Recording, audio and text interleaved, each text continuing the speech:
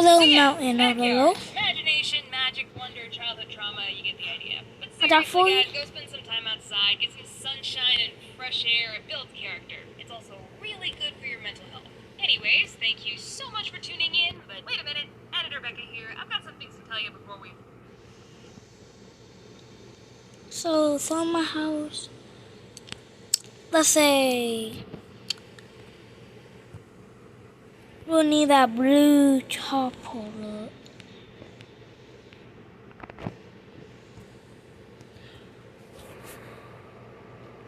Look. So basically,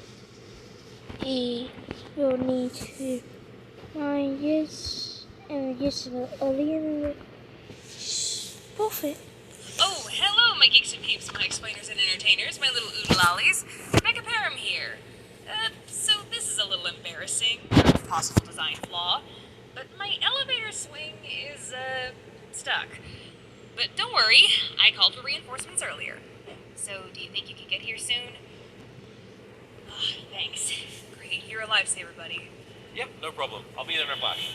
Okay, bye-bye. Hey, wait a second. Yes, I know I'm a toon and I could technically survive the fall, but the landing is still painful, Ah! the way down is still very scary, and I'd rather spare myself the fear, thank you. So until the cavalry arrives, why don't we just chat? Fear is a funny thing, isn't it? We don't If you've seen Pixar's place. Inside Out, you know that each of your emotions has a job to do that's essential to your survival and overall well-being. Fear's job is to keep you safe, stop you from doing stupid things that will hurt or kill you, physically, emotionally, and socially. But sometimes fear makes some strange decisions about what it perceives to be a threat. Yes, I see your point about this giant cliff, very big, very scary, very dangerous. But, Adele. why? When we're kids, fear is a kid too. It hasn't figured out the world yet. It doesn't know what it's supposed to be afraid of. I don't trust that vacuum. But that strange man offering free candy out of his white van? Now that's the picture of trustworthy right there. When I was a kid, my biggest fear was loud noises. And by extension, I feared anything that made loud noises. Most specifically, fireworks, those door stoppers that go... Yes. And especially balloons. My mortal enemy. We meet again. A balloon just had to be in the room and I would side-eye it suspiciously the entire time. Like I thought, any second now it will inexplicably It's pop rather out of all nowhere, that armor. and then I'll die. I was talking to my mom about this old phobia of mine and she told Some me of this story blocks. from when I was 3 years old. I don't personally remember this incident, but Like it certainly you. struck on my mom. One weekend, my parents took me and my sister Rachel to the circus. The whole 3 rings. Clowns, flying trapeze, tightrope walkers, you get it. Yep. Now I don't and have never had a fear of clowns, so I didn't mind when the painted jokesters emerged, driving their comedically small vehicle to perform the classic clown car gag. The car drove up, the door opened, a clown avalanche occurred. How about this And then as to the car was find being with driven away, Anaphyte? it I mean, backfired that out its I tailpipe, know. and It might not backfired be good, incredibly loudly, but like the blast of a shotgun, complete with special effects flash and puff of smoke. And I, sitting in the stands with my family, was so horrified by this sudden loud noise that I stood up, put my hands on my ears, and just started screaming at the top of my lungs. Just standing there, screaming.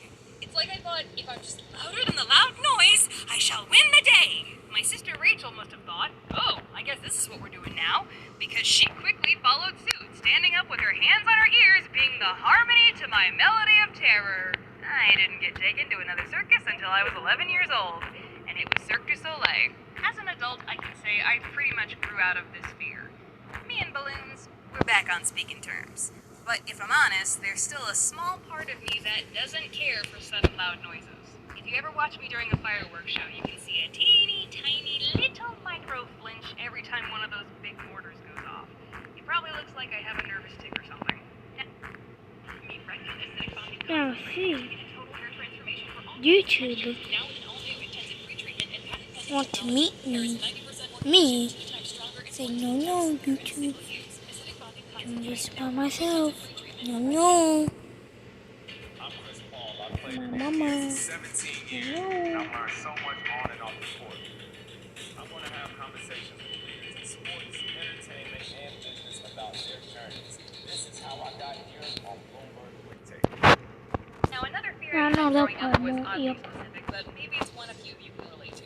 I was absolutely terrified of the feeling of flying out of your seat on theme Almost park happened. rides. You know, the thing that people actually like about theme park rides, the thing that Shannon Drop Tower rides. The big tall towers that suddenly drop you. One of the most famous drop towers is mine, So and you- sat down in the front row of the ride car. I had finally hit my limit. I put my head down and just started sobbing. The whole car of riders went silent and stared at me. Mom and Dad knew that I didn't need to be there anymore. They cast from the depths of my tormented soul. All I could say was one word. Good. I was let off the ride, much to my relief. And it wasn't until I turned 13 that I finally faced the Tower of Terror. As a child, I feared you. But I am a child no longer. Question for all of you. Did a certain movie or TV show really scare you as a kid but then become your favorite when you got older? Because Yeah. that totally happened with me. Like, Alice in Wonderland really freaked me out as a kid. Especially the Cheshire Cat when he disappears that first time, leaving only his smile. Now, I am a sucker for anything Alice in Wonderland. Jurassic Park terrified me as a kid, and now it's my favorite live-action movie. I don't know. Maybe we all eventually become fascinated by the things that scared us as kids. Maybe we all stay traumatized. After all, what is adulthood but a constant state of dealing with past trauma?